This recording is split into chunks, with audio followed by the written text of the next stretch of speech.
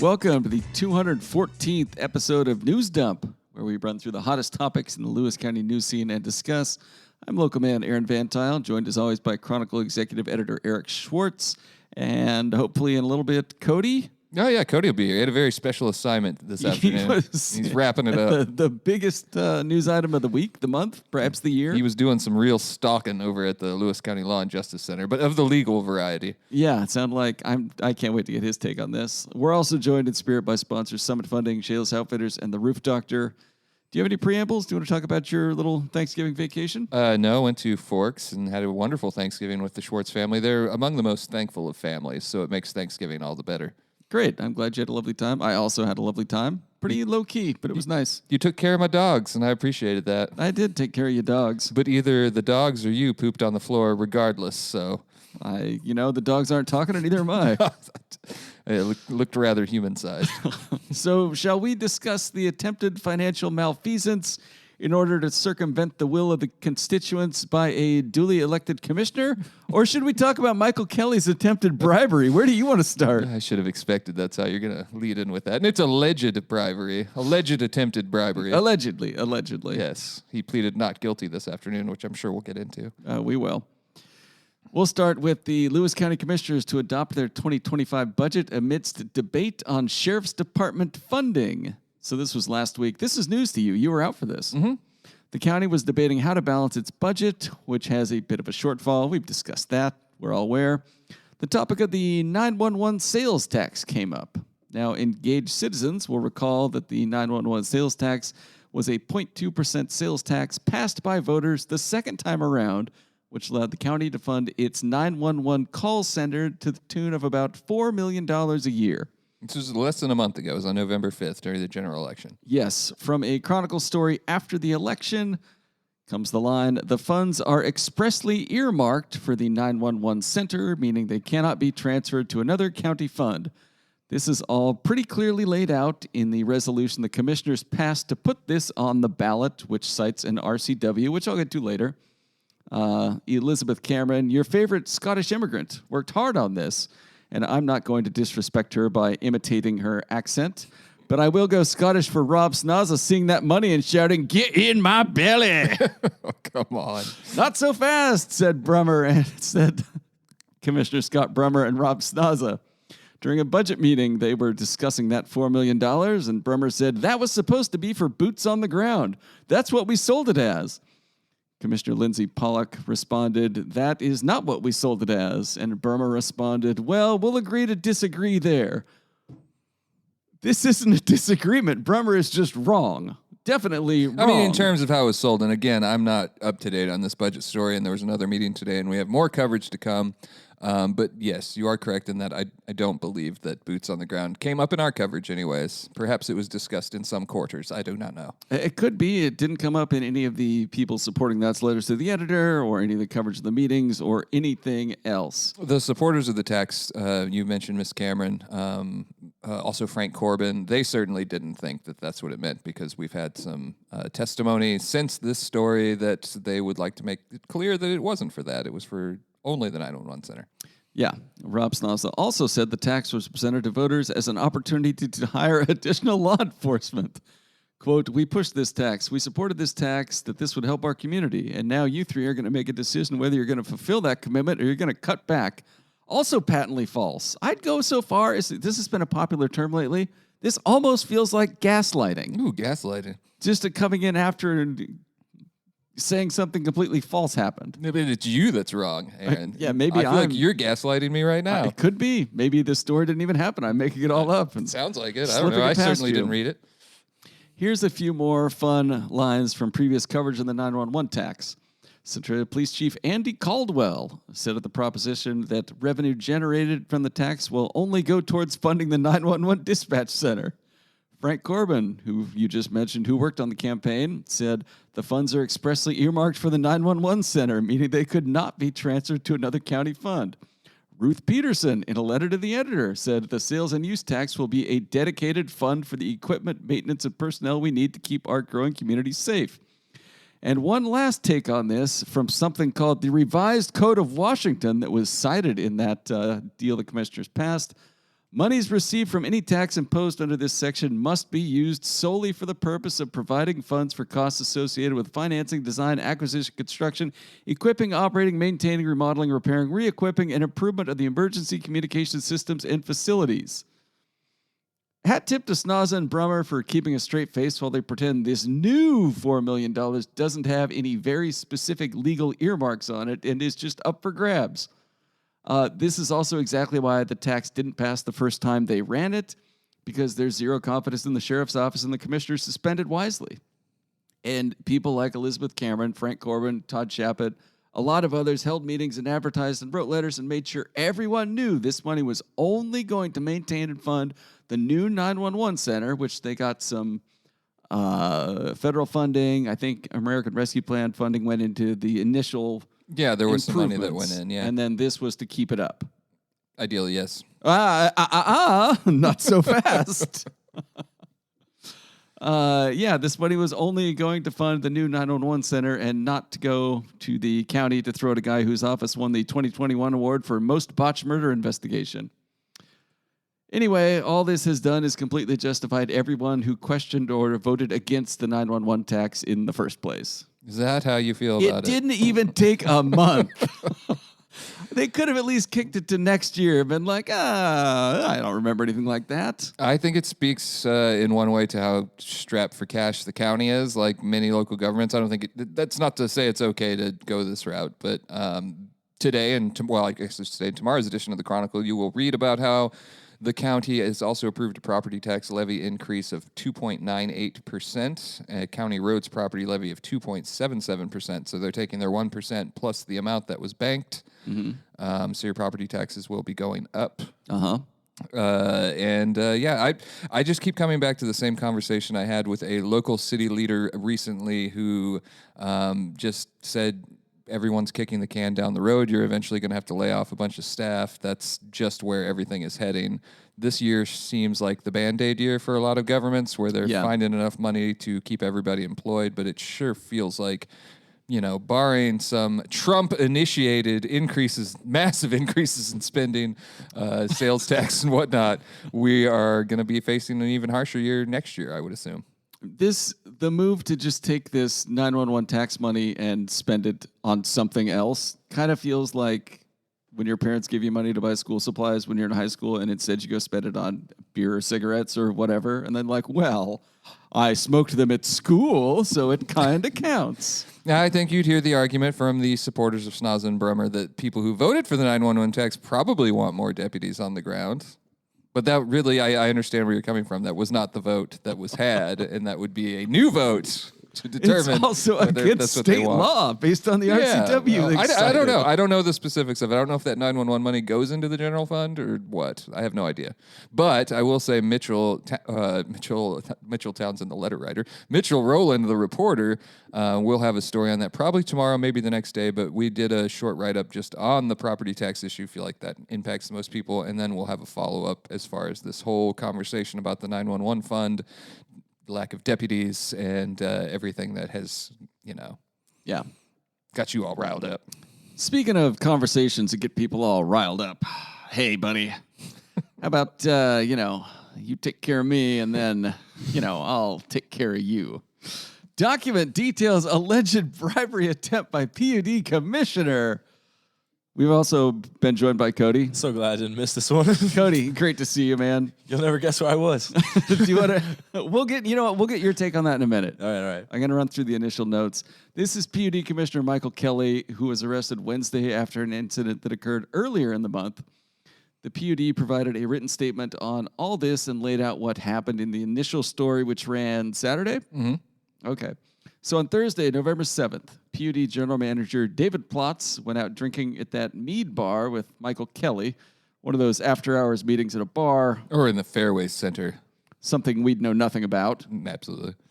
Kelly laid out a plan for the PUD to hire him as an assistant manager or asset manager. A position that doesn't currently exist? Yes, and is not scoped within the budget. According to Plotz in his report afterwards, Plotz said, "We discussed this position and I disagreed on a few points with regard to him filling the hypothetical position. Then after a while, as one does, they went to the Limit Tavern, which is the first spot I think of when I need to make a sound business decision. Plot said... It almost feels like they were having the conversation. He was like, this isn't conspiratorial enough. We need to get down to the limit. This isn't a mead discussion. This is a hard alcohol. This is a trash cans and grease situation. Let's go to the limit. Plot said this would be problematic because it would look bad, it was a long ways away, and also because Kelly didn't get along with the PUD staff. Kelly said he needed the job because TransAlta was closing, where he works, and he was getting divorced, and he didn't want to move. It sounds like things have really gone from bad to worse. That was after Plotz reportedly told him he'd help him locate some general manager jobs at different PUDs. Yeah. Plotz said Kelly then turned the conversation to Plotz's annual compensation review, where Plotz wanted an 8% raise, and Kelly said maybe he'd only get 4%, but then added the bit about taking care of me if I take care of you. Plotz said Kelly reiterated his request to, quote, be taken care of before the two parted ways. Plotz wrote that he replied he would take care of him as he wanted to remove himself from the situation. We actually have some audio from the conversation that I'll play here. And if you scratch my back, I'll scratch yours. Wait a minute. Is he coming on to me? I mean, if I should slip something into your pocket, what's the harm? Oh my God, he is coming on to me. After all, negotiations make strange bedfellows. Sorry, Mr. Burns, but I don't go in for these backdoor shenanigans. Sure, I'm flattered, maybe even a little curious, but the answer is no. Incredible. We were able to get that so quickly. Pretty appropriate. Anyway, Class B felony. How do you think recently elected PUD Commissioner Dave Fence deals stepping into all this? Oh, he's probably excited to get in the mix. Yeah, I hope so. I saw him at the meeting today too, and he was just standing in the corner, kind of smirking. That's exactly. I kind of assumed you'd be like, "Oh, well, this is going to be fun." He was just standing in the corner, like not really talking to anyone. He had a little grin on his face. I think he was all here for the drama. Good for him. Yeah. Dave Fenn will be taking over for Ed Rothland. Is that right? Yeah. Who is finishing up his term, but Rothland was available today. There was a special PUD commission meeting. Are you ready to get into that, or do you have more notes on this one? My only other question was, if you're going to bribe somebody, which local establishment would you do it by? I feel like the mead shop is an interesting choice. Was the axe throwing place closed? Like what? It's just too gimmicky. Like where if you're going to do a bribe, where would you do it? Previous to McFiler's, I would have 100% done it at the former bar Rumors in Chehalis. It just smelled like a place where you'd want to make a bribe. Yeah, and like nobody there's telling anybody that they were in there. No, and no one would recognize you from the newspaper or, coverage or anything like that, or a public meeting, God forbid. Yeah, that's true. Fair enough. All right. Kody, if you're going to do a bribe, where would you go? I think somewhere more in and out, not so formal. Like, give me like a Taco Bell or like Arby's and Centralia, Fast food? Fast food, fast deals, getting him out of there. All right, great. Let's go to the follow-ups. I've got the story on the PUD commissioner blocked from communicating with all PUD staff as the investigation continues. That was today. Mike Hadler and Ed Rothland, the other two commissioners, basically kind of voted him off the island, or at least from talking to anyone on the island on Monday afternoon. And then Kody was at the court hearing taking photos. I was at the meeting at 2, too. I told Mitchell it was my favorite meeting I've ever shot because it was like 5 minutes long, if that. 4 minutes, according to Mitchell. 4 minutes, excuse me. Was he at the meeting? He was not, no. All right. He was at the court hearing, though. They also didn't bar him from coming to the facility yet. They alluded that they would maybe do that at a future meeting, but so far he can still show up. And he's not been booted from the commission either. He just cannot talk to the staff, and specifically plots. He's not allowed to talk to plots. Or schemes? No, there's no scheming, no plotting.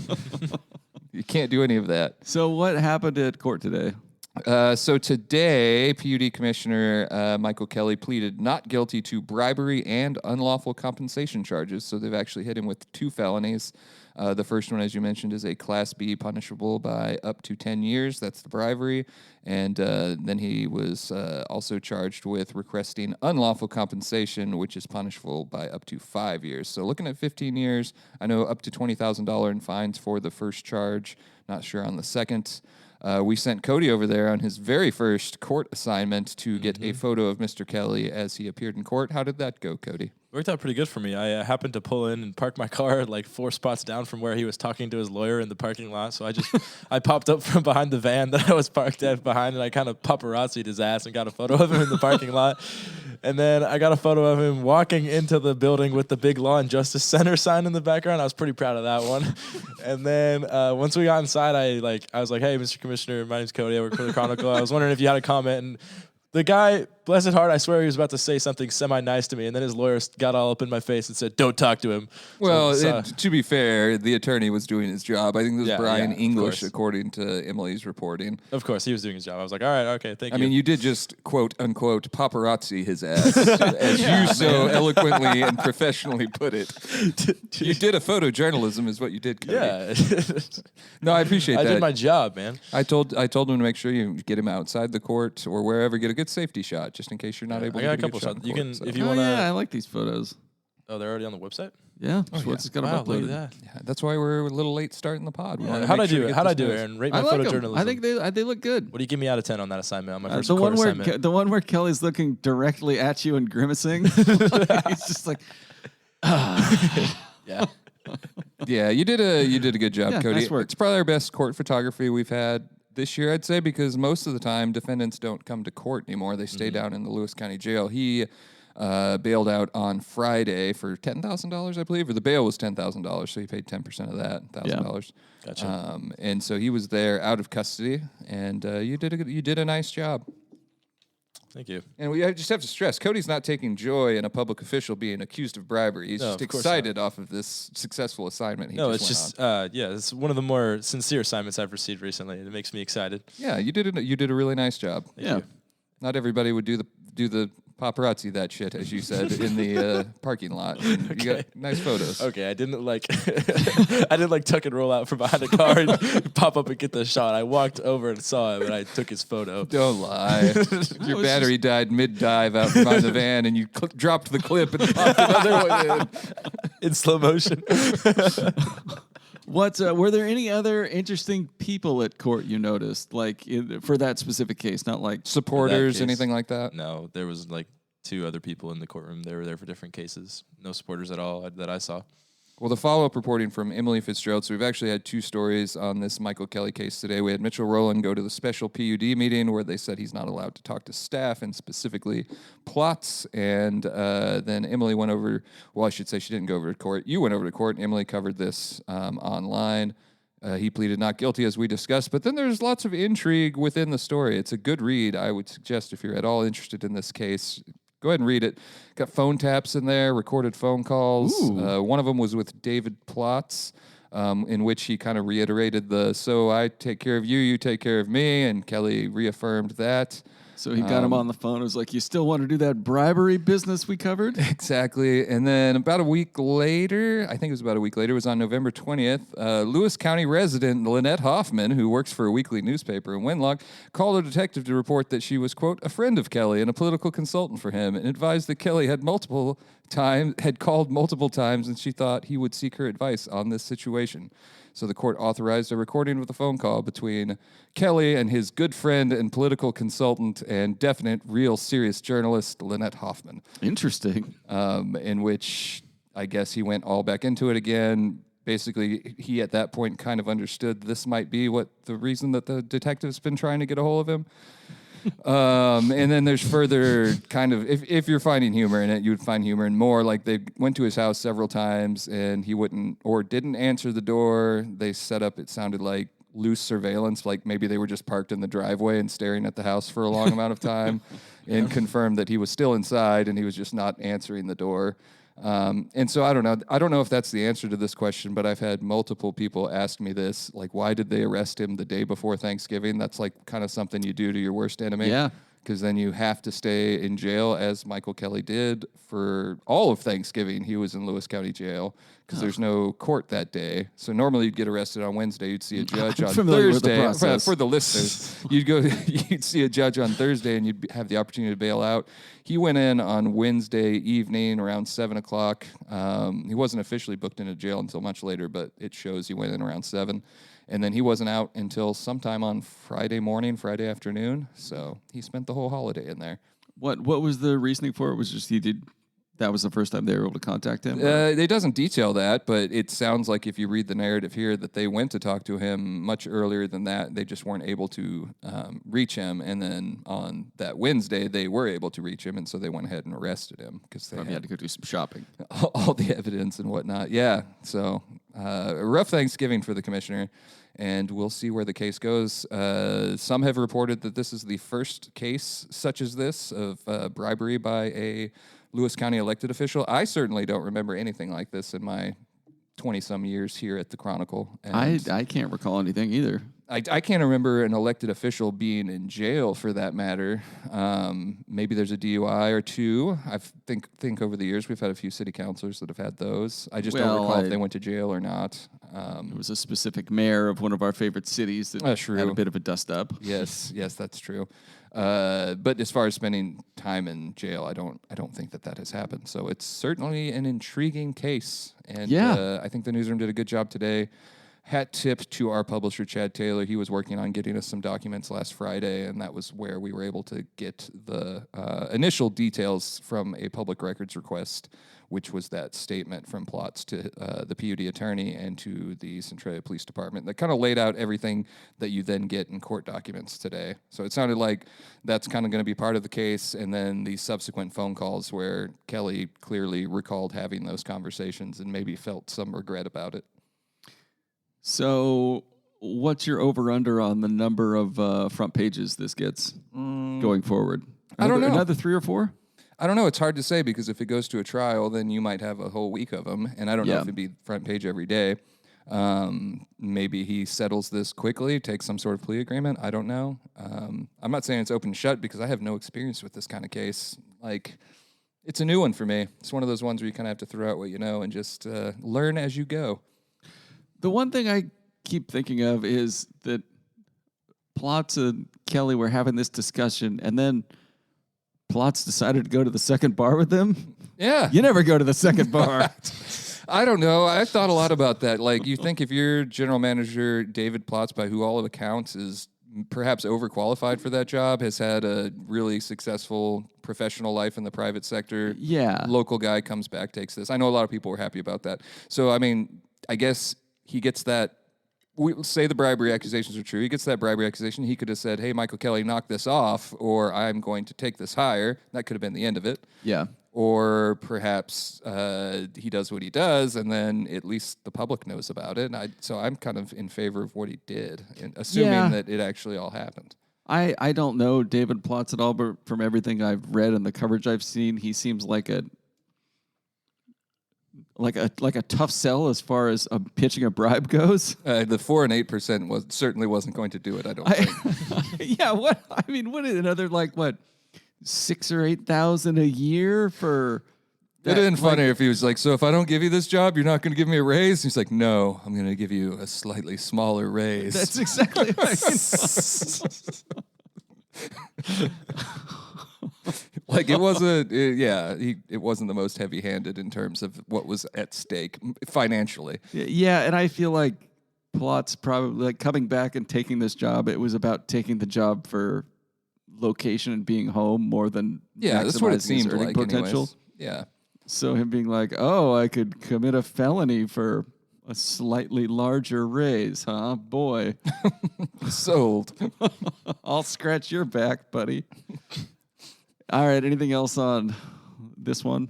No. We'll continue to have coverage. And like I said, if you want to read up on it, we have 2 full stories today, both slider worthy. It's not very often a news item makes it in the slider twice, but it's up there. I can't remember what the third item in the slider is. Hopefully something softer and less crimey. I think it was the Thanksgiving run, maybe? Maybe something else is got up there. burnt out. All right. Else. We just had a whole bunch of new news from the Tuesday edition go live. So I don't have a ton of other news items. I've got Ridley and Mitchell and Kody going Christmas tree shopping out in the woods. Kody, did they get a permit, or were you like, hey, let me tell you how to get a Christmas tree? They got a permit. No permits needed here. They got a permit and repeatedly checked the map to make sure we were in the clear to where you can cut down a Christmas tree. But it's like the entire national forest pretty much, so you could cut down a Christmas tree. It's pretty full of broad. Christmas trees. Yeah. Yeah. Kody, you related to me that there was one point in this perilous journey where a massive redwood had fallen down over the roadway, rendering this Forest Service road impassable. Yeah, and I just mustered up all my strength and lifted it right off the road. No, it was a branch down in the road, and it was a 1-lane logging road, and we were in the company Tacoma, and Mitchell and Ridley were like, "Oh, we got to back all the way back down the road." And I'm like, "Guys," and I just got out and like stepped on it and broke it off and moved it off the road. And Ridley's like, "This is why we bring the local." City They folk. don't have trees work? I guess not.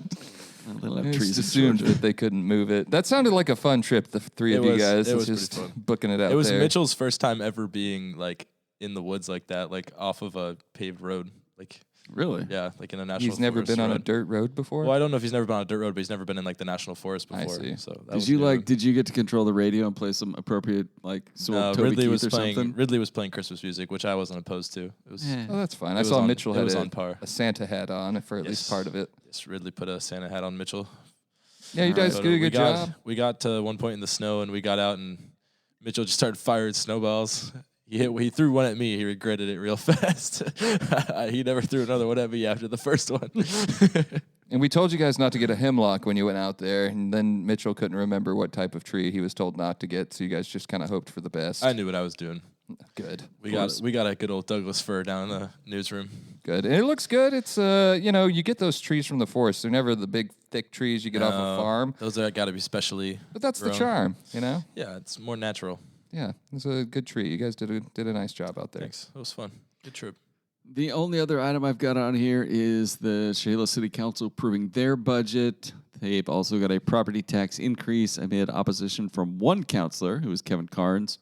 And is it as big of an increase as Centralia's? I don't think it was. not really sure. I didn't check the I will numbers. just honestly say, based off the reporting, I don't know. We did not include those numbers, and we were hoping to follow up on that later. But they did take it, just like everybody is being forced to. These are historically extremely conservative councils that do not want to. They want to make a statement when this property tax comes up that we're not raising your property taxes. I've been there many years when they do this, and they're very proud of it. So I don't think anyone's happy to be taking this money. And like I said, I still think that this is going to be remembered as a bit of a Band-Aid year, and barring some sort of financial intervention that I'm too stupid to think of, you're going to have to cut staff. It's just going to happen. All right. Do you want to do a news roundup at the end then? Yes, we can certainly do that. All right. Break time. Hi, this is Jeff and Julie from Fairway Lanes. Jeff and I met JSIC of Summit Funding at our bowling center, so when we fell in love with this community and it was time to relocate, we knew we would be calling Summit Funding. They understand that everyone has a unique situation when buying a home. He had already helped 2 of our employees get into their own homes. The Summit Funding team exceeded our expectations. It was a seamless experience with great communication from his whole team. Thank you to Summit Funding for making our buying experience special and memorable.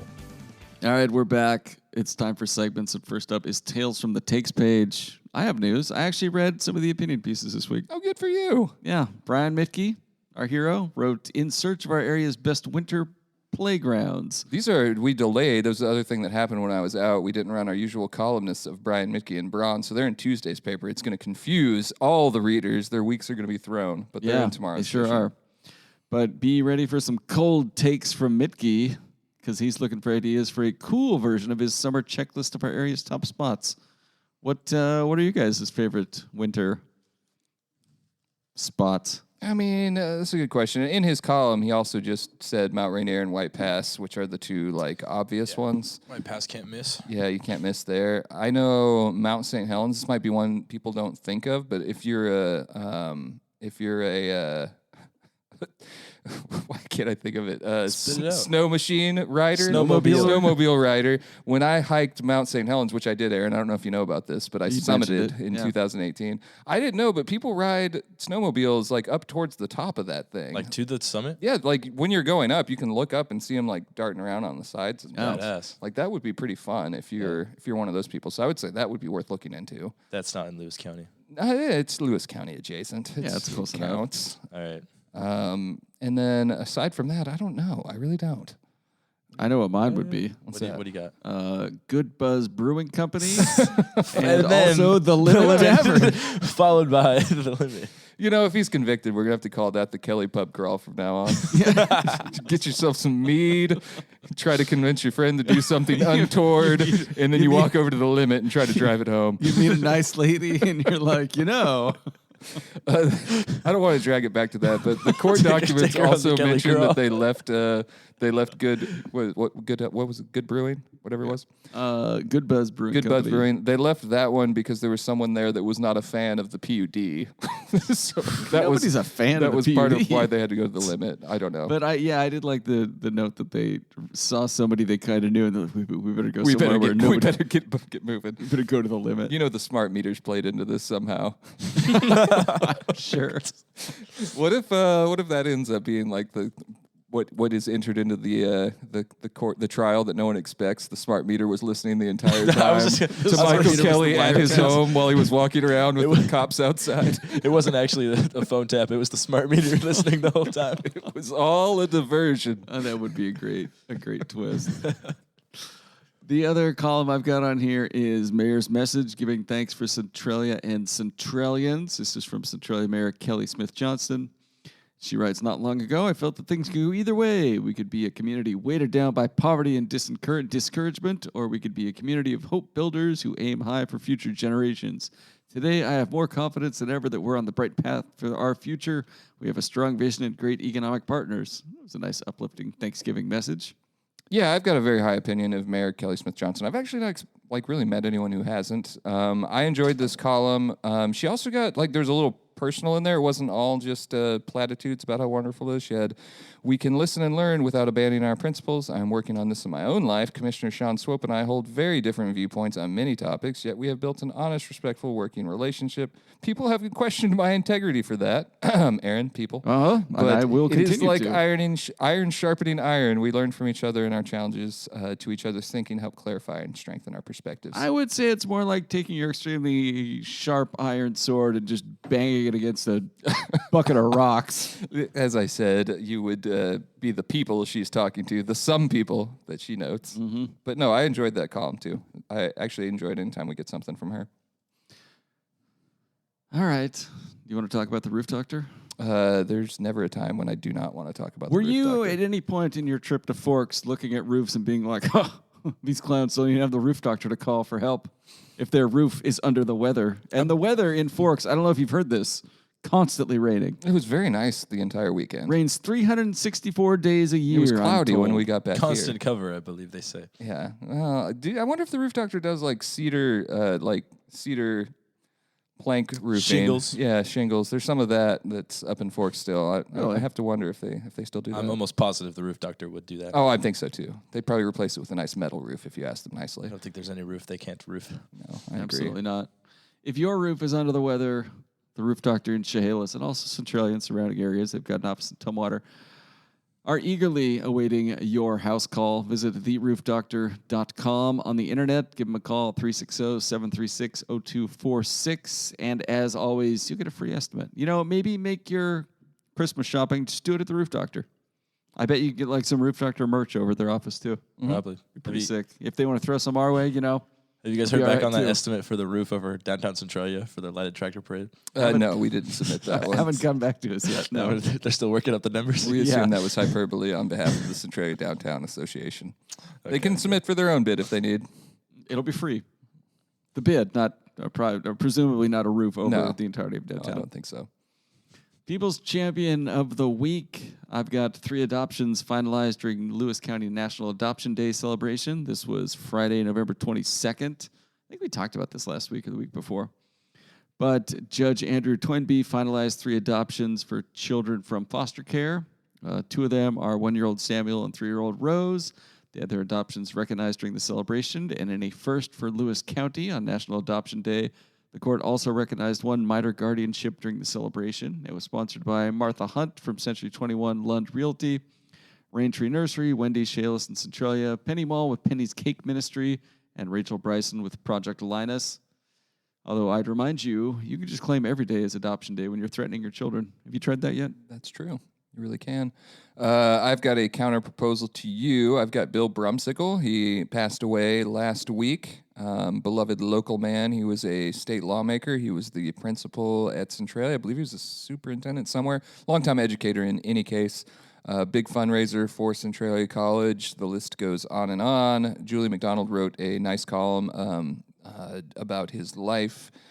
He passed away on November 27th, and I think he could be our hero of the week. Yeah, I've also People's got champion of the week. one other nominee. Centralia Police Department welcomes a new officer, while 2 others are promoted to sergeant. Alex Alvarenga is the new officer. He's a younger fella, Centralia High School grad. Mm-hmm. And then the Former athlete of the year, according to this story. I thought that was interesting that the Chronicle's not got in soccer there. player, I think, Soccer, probably. yeah. Be kicking down crime now. I appreciated that interim Chief Caldwell had him read the oath in Spanish. Oh, that's cool. Yeah, that was really cool. Yeah, I thought that was neat. And then Michael Barella and Alan Hitchcock have been promoted to sergeants. You thought the same thing I did when you read that, didn't you? Brooklyn Nine-Nine Hitchcock. Yeah. It's a tough name to have It if is. you're a cop in a certain time. Speaking of cops, shall we go to Sirens Banger of the Week? Yeah, what do you got? I don't remember her I've name. got a 35-year-old Winlock woman who was arrested for obstructing a police officer on Friday after she allegedly refused to exit an officer's patrol vehicle after she was provided a courtesy transport. You know what? It's the morning after Thanksgiving. And also, you know how kids will ride home and then pretend to be asleep so their dad will carry them inside? Maybe it was one of those situations. Yeah, could be. Do you want to talk about Shayla's Outfitter? They've got what's the big deal going on? Oh, the big deal going on is their holiday open house coming up this Thursday. I would like to talk about Shayla's Outfitters, if I may. Go off, Oh, go on, King. go on. I went to Shayla's Outfitters on Black Friday just to check out all the banger deals that they had going there on my way home from work. And when I walked in the door, I was offered a cookie, Oh, wow. free of charge. Did you take it? Yes, I took it. How was it? It was delicious. I enjoyed the cookie during my shopping experience. It was lovely. Bought a flannel that was like 50% off. Did they offer you the full cookie if you bought something, but if you didn't buy something, they were only going to give you half the cookie? I got a whole cookie as soon as I stepped foot in the building. Not the Michael Kelly deal. If I would have bought another flannel, I would have got 8% more cookies. I mean, cookies for both of us. No, but it was a great shopping experience over there at Shayla's. How was the crowd over there on Black Friday? It was packed. Busy. Yeah. They had all hands on deck, though. It looked like there were just as many workers as there were customers. Did anybody recognize you as one of the No. main advertisers for? No. Maybe if I would have been speaking the whole time out loud, they would have recognized my soothing voice from the podcast. I bet they would have. But I was shopping quietly. Good. You know, loud shoppers are kind of the worst. Yeah, for real. The holiday open house, though, is from 4 to 7 p.m. on Thursday. That's this Thursday, December 5th. They're going to have free Santa photos. Bring the kids, pets, or the whole family. Get a nice festive photo with Santa in the Santa hut.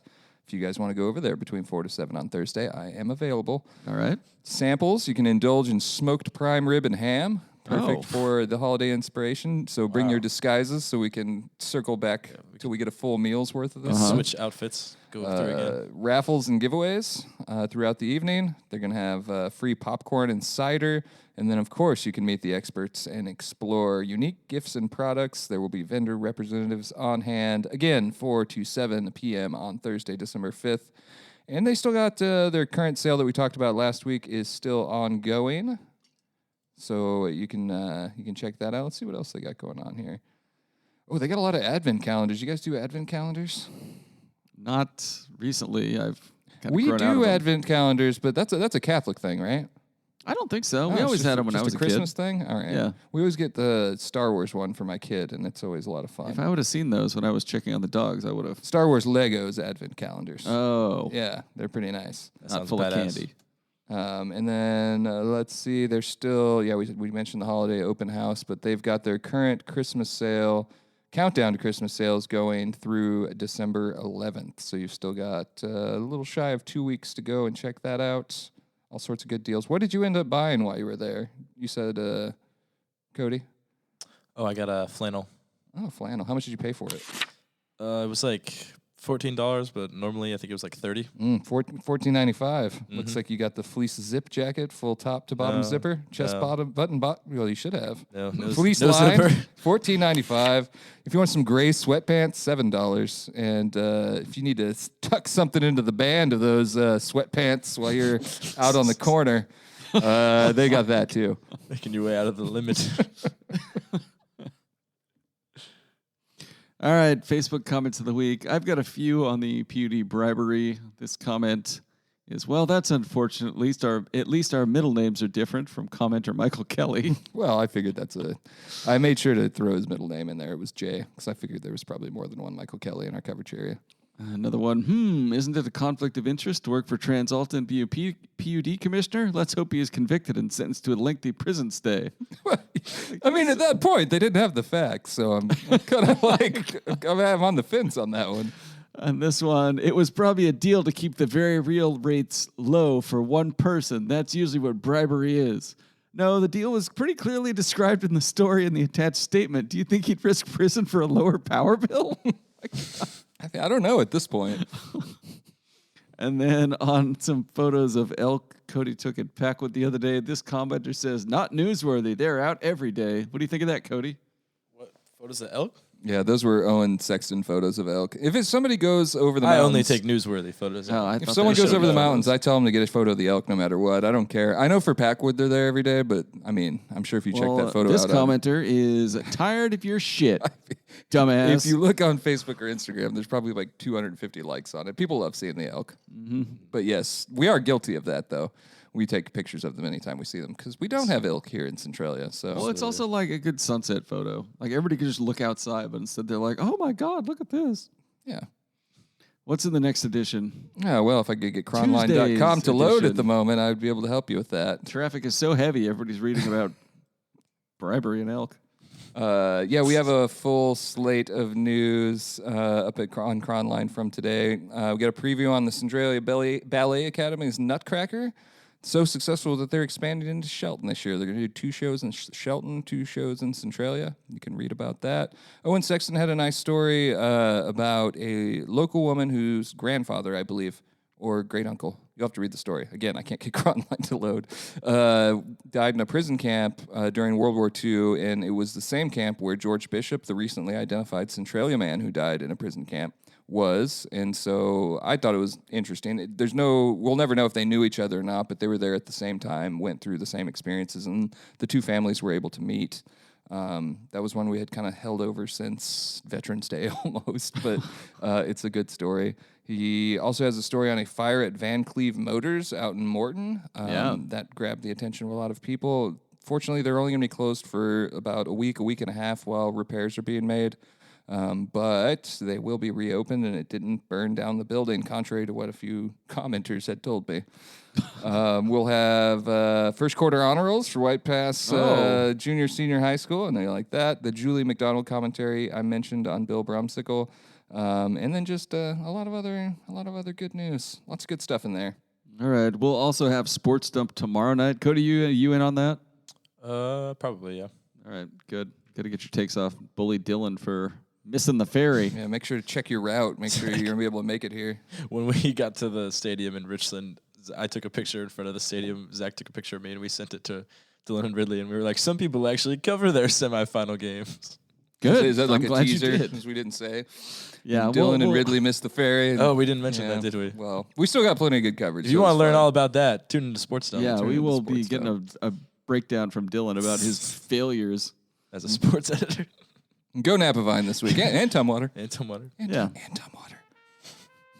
In closing, we're sponsored by Summit Funding, Shayless Outfitters, and The Roof Doctor. Leave a review and rating on Apple Podcast if you want, or send us an email with the terms of your bribe at chroniclenewsdump@gmail.com.